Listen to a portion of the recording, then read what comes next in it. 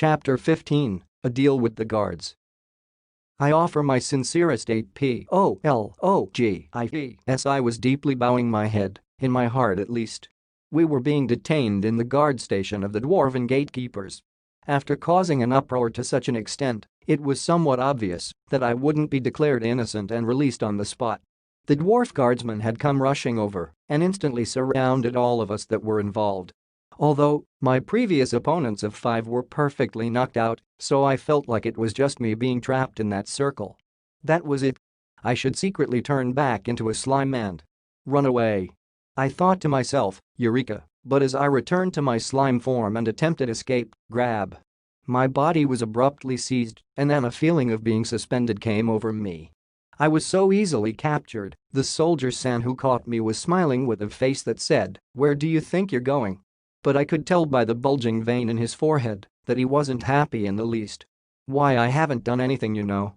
I'm also a victim in this matter," I tried pleading the way Gabuta-kun would. However, is that right? All the same, I'll listen to your story at the guard station. You'd better not think about running away. He still wore that wonderful smile, even as he warned me. It might be a better idea to just give in. Suddenly I thought to myself, what's Gabuta-kun doing right now? And when I looked around, I saw that even now, his eyes were still closed and his ears covered. That idiot. What was he thinking? No, wait, he was probably not thinking at all. He was a ninny after all. While feeling somewhat amazed, I called Gabuta-kun over. And this was how we were dragged away to the guard station. The order of how events played out that time. First, I was forced into a fight. Second, I transformed into a wolf. Third, I let out a howl at a teensy bit loud volume. How about it? I'm not to blame, right? With that in mind, I sneaked a quick look up at Soldier-san. As ever, he was still wearing that wonderful smile. His beard was a fine match with his good-natured and hearty looks. It's such a pity if only those veins on his forehead would calm down. Why was I brought along with you, you idiot? What are you saying? Because you got involved in that mess, we are the ones getting reprimanded, eh? So that's what happened. I'm really sorry. I caused a lot of troubles again. Well, it couldn't be helped this time, but make sure to be more careful next time, alright? I think I fooled him somehow. What I used just now was the ultimate skill, shifting blame. Original text is degrees ND. I'm pretty sure it has to do with controlling blame, but not completely sure. If you know what it means, please let me know. This was an advanced social technique which you could master only after many years of life experience. The trick was to not let the other party suspect you. It was considerably difficult to use. If you're wondering what that accomplished, the guard's mood got a little better, I guess. Moving on. Actually, while I did jokingly recount how the incident had occurred, it was mostly quite accurate. Using the information they gained from the witnesses, the guards had also reached the same conclusion as how I had described it. I felt that their attitudes towards me had become softer to a certain extent. Now. About that demon wolf. What was it? Asking the question was the soldier-san who was in charge of the investigation. What did he mean by what it was? The name of its species? Let's see, the name of that wolf species is not that. I don't need to know the name of its species or anything like that. Why did that kind of demon appear in that place? To begin with, where did it come from, and where did it go? Speak of everything you know, Although I told them I transformed into the wolf, it seems they don't believe me. As a rule, heroes hide the fact that they can transform, but I'm no hero. That was why I had openly talked like a chatterbox, and yet, no, now see here, I'm telling you that it was me who transformed into that wolf. Really, I get that it's rare for a slime being able to talk, but transformation, wait, then should I show you I can do it, Well, whatever. However, let's say for argument's sake that the wolf really was you. Why can you transform? Aren't you a slime, Confronted with such a question, how should I reply? Honestly, answering, it's a unique skill, would be a foolish move. If I did that, it would put me on the same level as Gabuta-kun. Think. Come up a good explanation right this moment, me.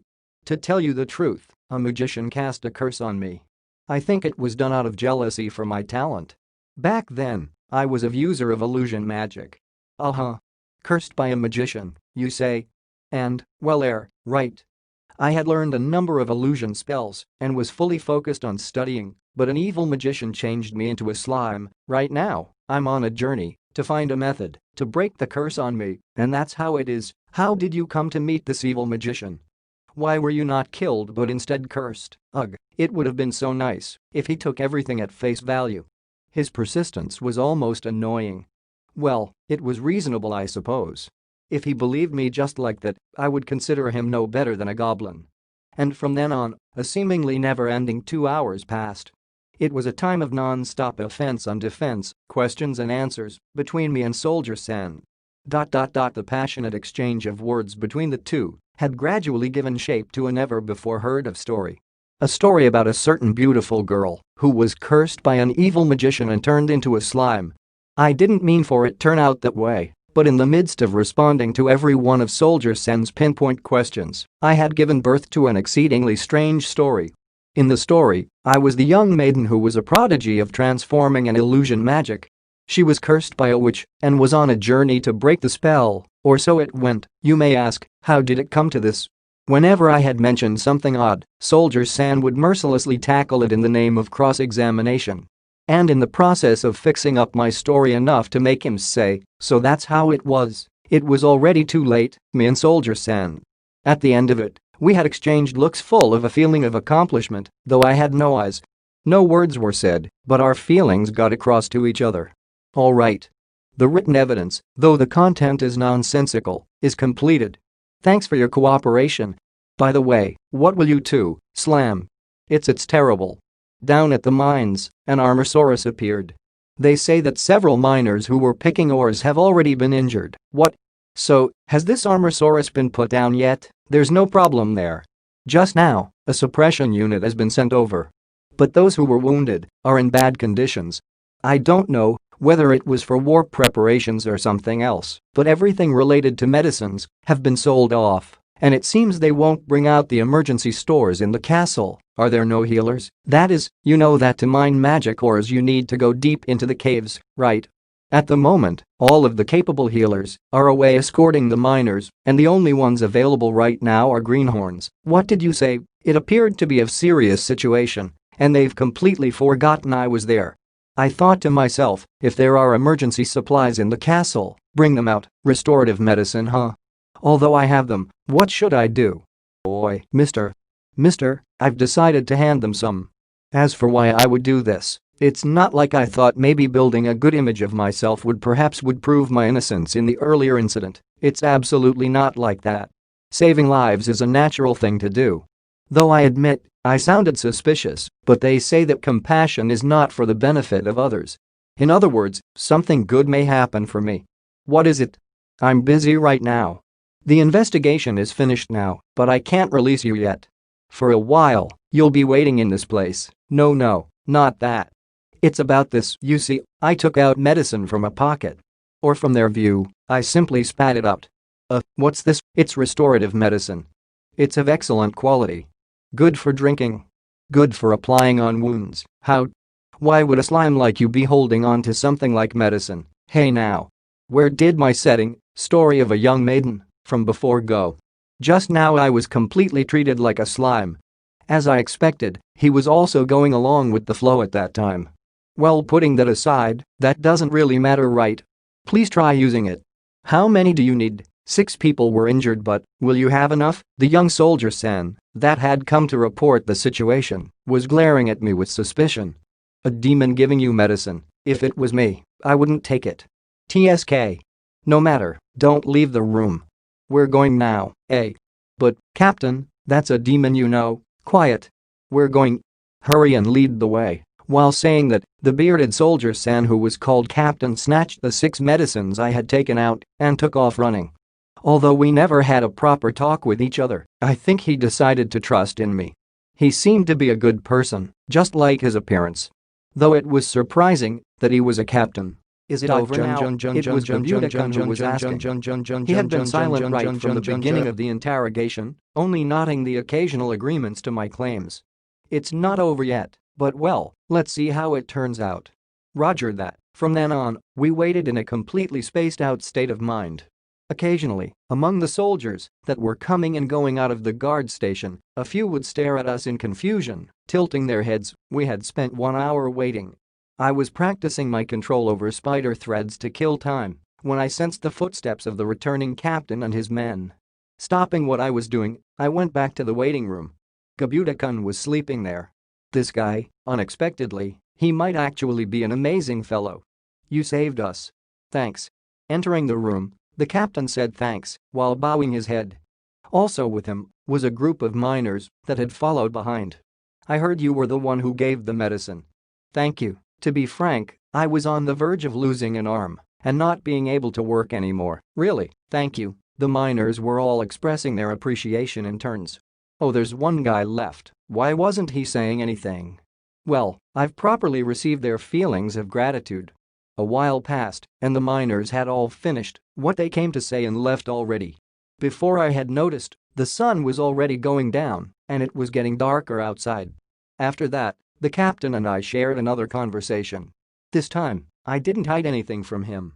The 5 people from the previous disastrous incident turned out to be adventurers that were part of this country's Freedom Association. Apparently, they were talented individuals but were quite well known for their troublemaking.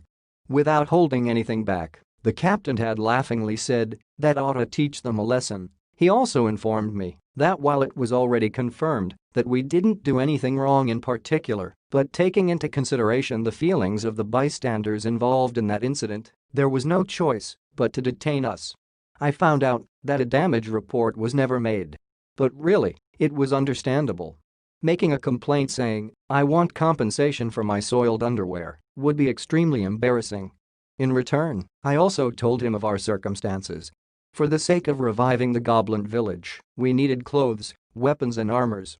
If possible, I also wanted to hire a capable advisor for the village, and so on. The captain had listened attentively throughout it all with keen interest. When the other guards learned of our situation, they had begun talking to me about all sorts of things. Even Gabuta-kun was besieged with questions from all sides, having to constantly reply with a bewildered expression. And like that, the night passed. The next day, we were still staying at the guard station. Gabuta-kun was borrowing the resting room. He must still be asleep. Since I didn't need sleep, I was already out in the backyard, gazing at the scene of the guards' training. Some were practicing swinging their wooden swords, or more like logs, others were exchanging light blows in a spar, while the rest were working out by running. I was leisurely watching from the sidelines. Taking in the situation before me, I simulated in my mind a fight between the various demons I have used predation on and the training guards. It felt just like a game. Still, I wonder if using Great Sage in this way was alright. The way I was using it, it could be described as like pearls before swine. Be that as it may, it couldn't be helped since it was interesting. There was no problem at all. The result of the simulation, overwhelming victory by the demons. Even when the guards were given a handicap, only a few could manage to defeat the bat and lizard. In a 1 versus 1 situation, the conditions were too favorable for the demons. However, it seemed that in a group battle, with 5-6 people which made up one party, there were a few party combinations that were able to beat my spider. On the other hand, even with all 20 of the training guards, they were not be able to kill my centipede. In any case, I knew that the men here weren't of the strongest fighters in this country, so perhaps this was a standard level of strength. While I was doing that, Gabuta-kun had also woken up. The captain was also here, reporting for duty. "You're free to go. I feel bad for confining you up till now. Though we had a reputation to uphold, we ended up taking up a day of your time." "Sorry, no. Saving on lodging expenses was very helpful. Hearing that really puts me at ease. As an apology, let me introduce you to a skilled blacksmith." "That would be splendid.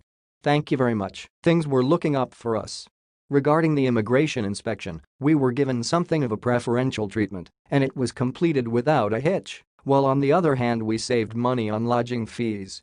I also expected difficulty in searching for a capable blacksmith, but Soldier Sen's recommendation solved everything.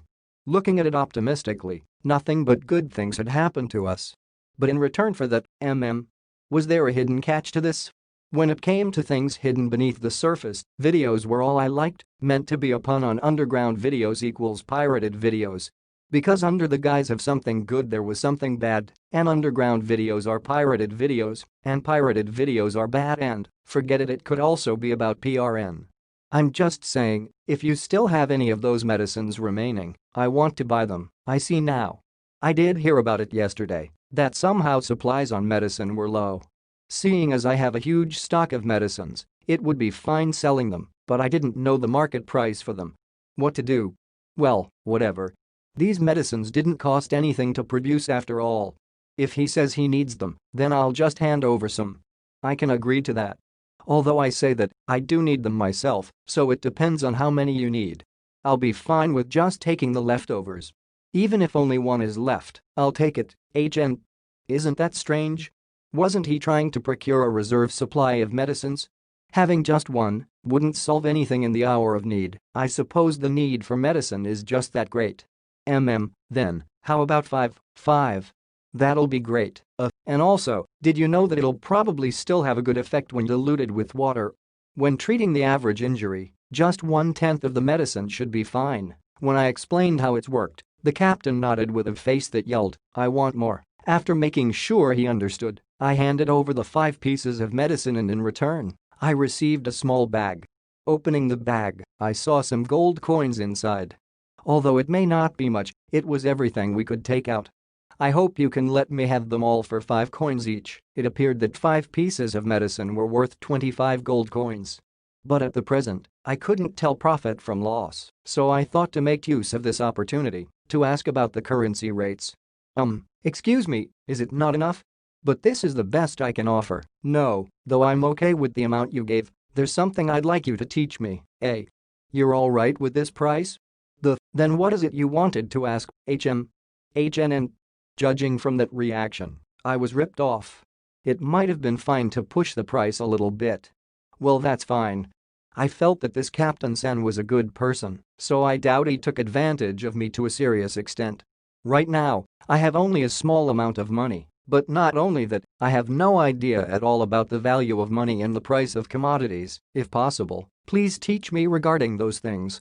After all, being a slime, I'm ignorant in these things. My current manner of speech was totally contradicting yesterday's story of a young maiden. At any rate, both us had never believed in that story in the first place, so no problem there. And so like this, we had a conversation before departure that lasted so long that it wasn't until after eating lunch that I was ready to say, "Now we depart." Chapter 16, The Dwarf Blacksmith. Why am I so busy? Cajun, a dwarf man, was grumbling to himself. He furiously thought inside, geez, the Empire in the East might make a move. What kind of idiocy is that? Indeed, for the past 300 years it had remained a peaceful era. Cajun couldn't understand. Why would the Empire, which was plenty rich enough as it was, go through the trouble of invading other lands? Although for this dwarf, who made a living through creating weapons, the beginning of the war should have been a really good chance to make huge profits, but still. Why did my workload have to increase so suddenly? Was all that ran through the dwarf's head. Moreover, there was one thing that he was greatly worried about. Even as he cursed and fantasized about beating up a certain government minister, the dwarf was in deep consideration regarding another matter. What should I do? He breathed a tired sigh as he continued to think. There was almost no time remaining for him to complete his work orders. Missing the deadline would be a huge blow to his reputation. Saying I couldn't do it was simply not an option. Right now, his future depended on whether he would receive contact from the friends he had sent word for. He was well known for his skill as a blacksmith, but there were still some things he couldn't do. What was troubling him so much was the lack of materials to create weapons with. And then the people he had been waiting for finally appeared before him. Sorry, we should have made it by yesterday, but there was a matter beyond our control. Saying that, the 3 men entered Cajun's shop. There were 3 of them, all siblings, and also of the dwarven race. All of them were in the business of mining. The eldest son Garm. He was a skilled armorsmith. The second son Dold. He was foreknown his first-rate craftsmanship. The third son Mild. Though he was a dwarf of few words, he was an expert at what he did. Having knowledge in construction and well-versed in the arts, he was a one-of-a-kind genius. By all rights, these 3 outstanding talents should have been the owners of their own shops, But unfortunately, they were all rather clumsy in regards to general living. Blessed only in their respective specializations, they were hopeless when it came to planning things or business trades, which was why they were frequently taken advantage of by the people around them. And so, their shop was taken over by a person they had trusted in, and what was more, they even fell into a trap laid by a fellow apprentice who was jealous of their talents and ended up literally kicking an officer of the king and was now under watch by the country, having nowhere else to go to. They chose to rely on Kajin, who was their childhood friend as well as the big brother of the group. Although he ruefully thought to himself, "You should have depended on me sooner," he was aware that it was already far too late to say that. He had decided to shelter 3 brothers into his shop and hire them to work for him. However, there was no work to entrust to them. While Cajun's shop mainly sold weapons, his other goods were bought from other suppliers. Since he personally made his weapons, there would be no problem in receiving assistance in regards to that. However, he feared that unnecessary troubles would occur if his shop suddenly stopped trading with the other suppliers and began self-producing armors and crafts. There was a need to continue business operations as usual until the 3 settled down. This was why he had tasked the 3 brothers with overseeing laborers in the gathering of ores and raw materials. After hearing their circumstances, he found out that they had encountered a demon. Cajun was greatly perplexed at this. Nevertheless, their safety was something to be happy about. Thinking of how fortunate the 3 were to avoid any injuries, he voiced his relief. "Well, it's good that you guys are safe. You must have done well in running away. It's great that none of you were hurt." Indeed, as long as they were safe, it was always possible to go back to gathering the needed ores.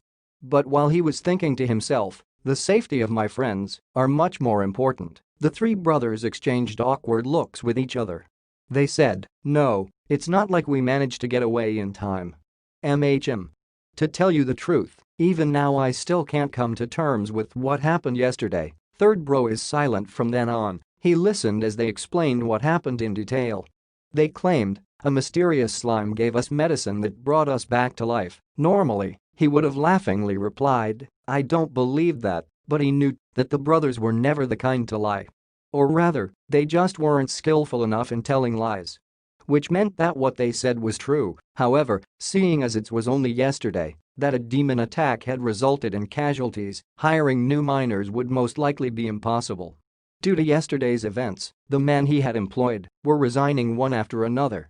Since they also incurred considerable injuries themselves, he could not really complain.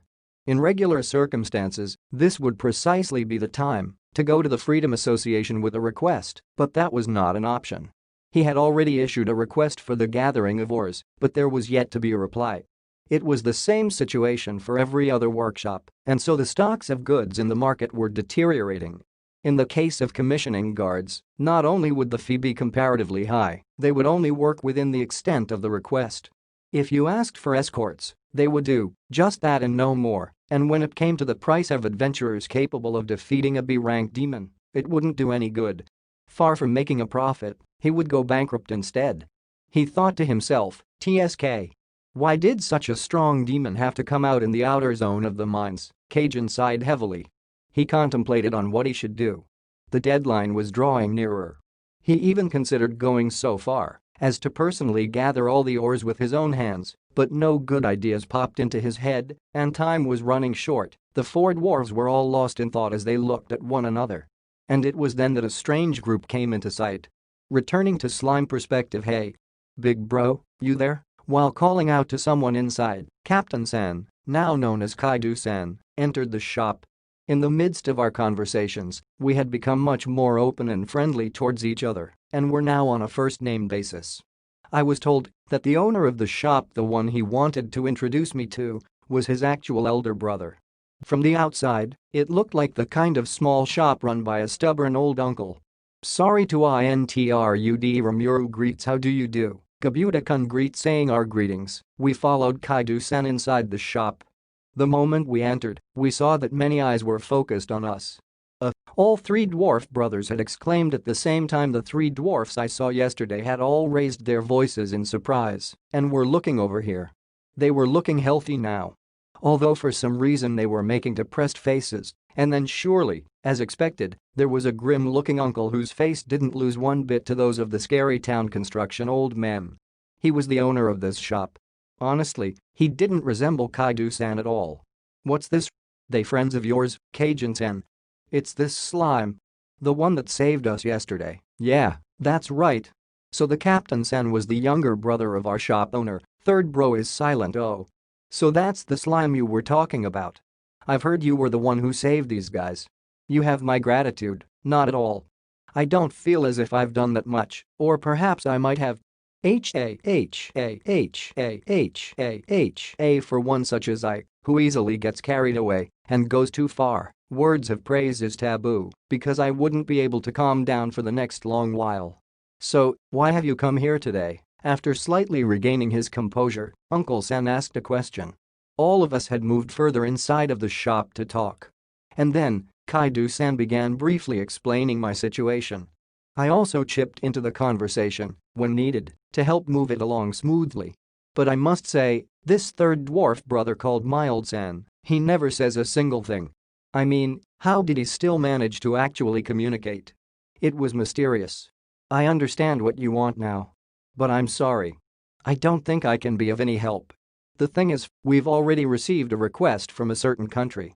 He told us that it was a secret and explained what was happening worldwide while withholding the important information.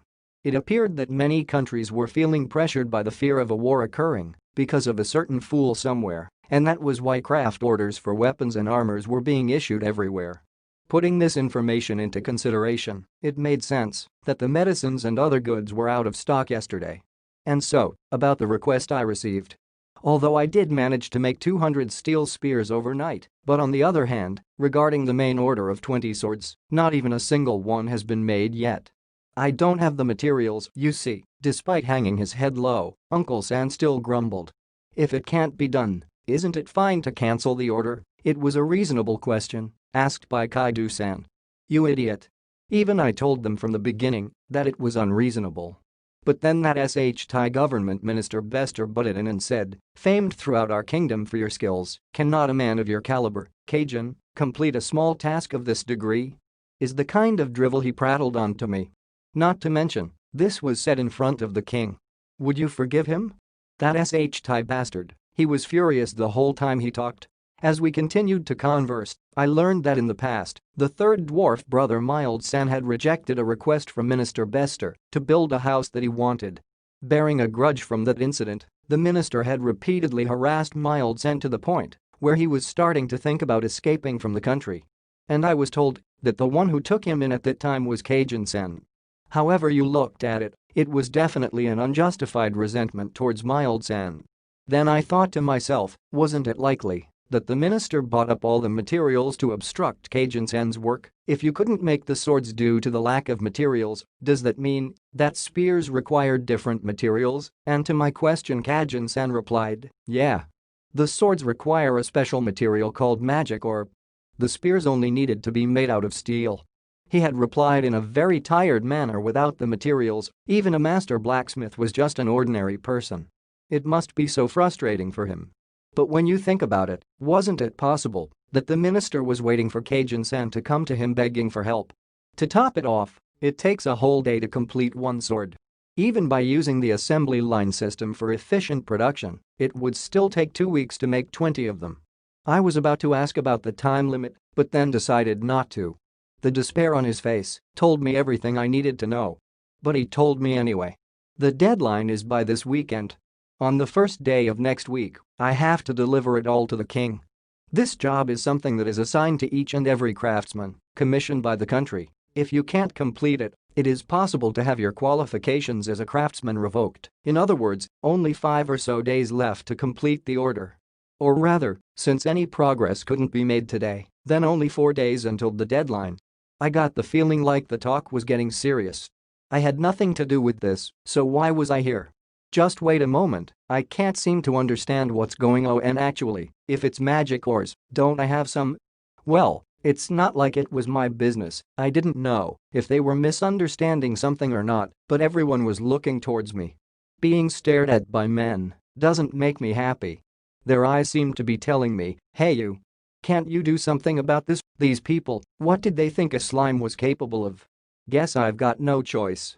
For now, I should magnanimously lend my help them, and while I'm at that, I'll have them assist me with the revival of our goblin village. Phew phew phew. Ha ha ha. Ha ha ha. Hey now, isn't this talk just too insignificant? Uncle? This thing, can you use it? With a loud thud, I placed before their very eyes a fully extracted ore on the work table. And then I went to lay down on the sofa with my legs outstretched. That's how I imagined it. Hey. Thigh, isn't this magic or? Moreover, it's of unbelievably high purity. Head.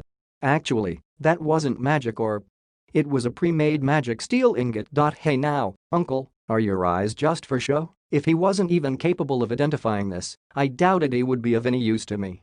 I would sell the material to him at a suitable price, but wouldn't further involve myself. What? You don't mean? No, that's ridiculous. Are you saying that the whole of this ingot is magic steel? As expected, Uncle San saw through it. But still, like how he was astonished, I was pleasantly surprised as well. Why will you turn this over to me? Of course, I'll pay the asking price. Phew phew phew. I caught him. Well now, how should I go about this arg?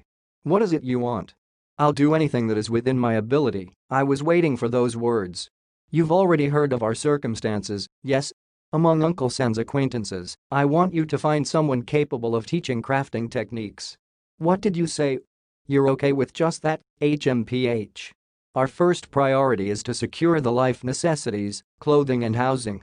And also from now on, I want to request an intermediary for supplying clothes and someone capable of making weapons. If that's all you need, there'll be no problem at all. With this agreement, I handed over the magic steel ingot to Uncle San, Cajun, and in return I gained a promise. We planned to go over the smaller details after he completed his work orders. From the response he showed, it would have most likely been fine to request a little more, but wanting too much wasn't good. After all, greed was always the cause of my failures. I've learned from my past mistakes. The very same day, after everyone had dinner, Kaido-san left us and returned to his post.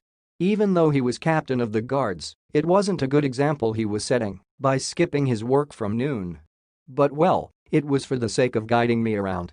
I have nothing to say about that. And then, the three dwarf brothers had excessively expressed their thanks to me. It appeared that because they thought it was their fault that Uncle San, Cajun, was under supervision of the country, they felt very grateful that I helped out. When I asked, if you like, why don't you three join us, their eyes went wide with surprise, and then they began a discussion among themselves. Well, I was sure they would arrive to some sort of conclusion. But it was about time to ask the most important question. Uncle San, there are 4 remaining days. Including today, that makes it 4.5 days. Will it be enough time to finish your work? To be honest, I don't think it can be done. Even so, I've no choice but to do it, so he was planning on going ahead with only fighting spirit. However, I know this. What can't be done, can't be done. To be successful in something, all the components that makes it possible must be assembled. There was nothing to be done about it. Since I started this, I'll see it through to the end. I understand. I have a plan. For the time being, wait until tomorrow. I need you to calm down and make me one sword that is of the finest quality possible. What are you saying? Aren't you an amateur in this? What can you do to help? It's of secret. Believe in me. If you can't, then do as you like. However, I'm sure that you won't be able to fulfill the request. It's okay to trust in you, right? In the case that you can't make this succeed, I won't be paying you for the magic steel. Well, it wouldn't make a difference to me either way, since I wouldn't be able to pay anyway. But if you manage to keep your promise, I swear to keep my side of the promise as well. I'll prepare for you the best workers there is. We've made our promises. And a promise made was something to be kept. Status name, Rimuru Tempest Species, Slime Divine Protection, Crest of Storm Titles, one who controls demons magic, none skills, unique skill Great Sage unique skill Predator Slime inherent skills Dissolution, Absorption, Self-regeneration extra skill Water manipulation extra skill Magic perception acquired skills, Black Snake Heat perception, Poison Mist Breath Centipede Paralysis Breath Spider Sticky Thread, Steel Thread Bat Ultrasonic Waves Lizard Body Armor Black Wolf Super Affection, Thought Transmission, intimidation, shadow movement, black lightning resistances, heat fluctuation resistance X physical attack resistance pain immunity electrical resistance paralysis resistance.